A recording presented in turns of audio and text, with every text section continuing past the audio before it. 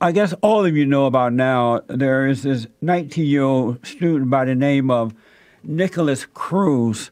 He's been accused of killing or pulling the alarm system there at a Florida fire alarm system at a Florida high school near Coral Springs, and with the intent of all these kids to come running out into this hallway area there with the intent to kill them.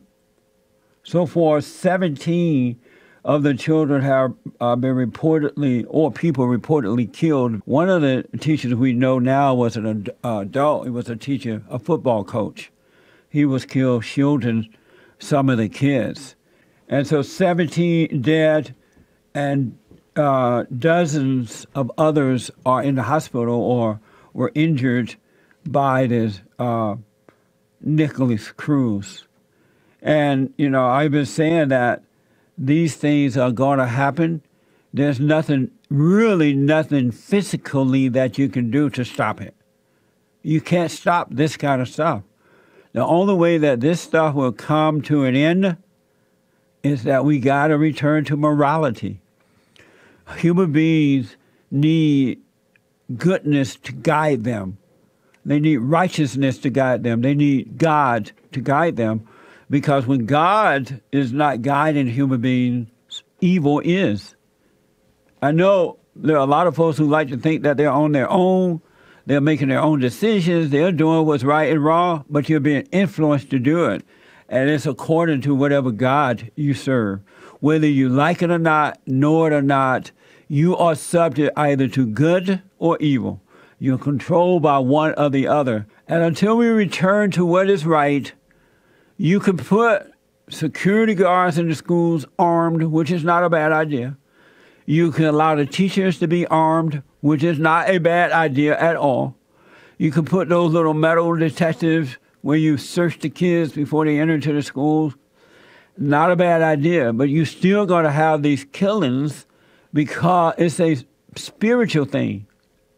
When these boys and girls are growing up without good parents, when they're taught at the age of 1 in the public school system that sex is fine, when they're taught that you're neither male nor female, when they're taught that abortion is good, when they're taught that not to respect your parents, we're going to corrupt your mind in the public school, don't let your parents know about it.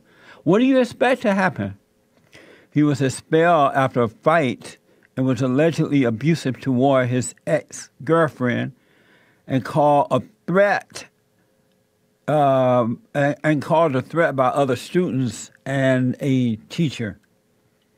So it definitely seems like this boy had a lot of issues going on in his life. When it comes to a situation like that school shooting, how should we approach that whenever those innocent children are killed like that? How can that be justified? That's such a good question. Until we know the whole story, we shouldn't allow one to be made up in our imagination.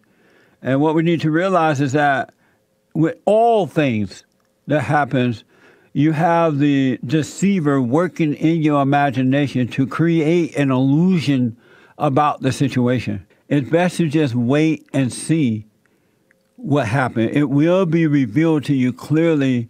Then you will understand what's going on. So it's best to wait if we don't know. Have compassion for the shooter and the people who were shot, even other kids who, thank God, got away safely. Compassion is a prayer for all of mankind. With the shooter, you have to know that something has already gone wrong in his life that caused him to get to the point that he carried out that kind of act. So we have compassion for him, prayer for him as well. Trump addresses the kids in his press conference this morning. I want to speak now directly to America's children, especially those who feel lost, alone, confused, or even scared. I want you to know that you are never alone and you never will be. You have people who care about you, who love you, and who will do anything at all to protect you. If you need help, turn to a teacher, a family member, a local police officer, or a faith leader. Answer hate with love. Answer cruelty with kindness. We must also work together to create a culture in our country that embraces the dignity of life, that creates deep and meaningful human connections, and that turns classmates and colleagues into friends and neighbors. Later this month, I will be meeting with the nation's governors and attorney generals, where making our schools and our children safer will be our top priority. It is not enough to simply take actions that make us feel like we are making a difference. We must actually make that difference. In times of tragedy, the bonds that sustain us are those of family, faith, community, and country. These bonds are stronger than the forces of hatred and evil, and these bonds grow even stronger in the hours of our greatest need. And so always, but especially today, let us hold our loved ones close. Let us pray for healing and for peace.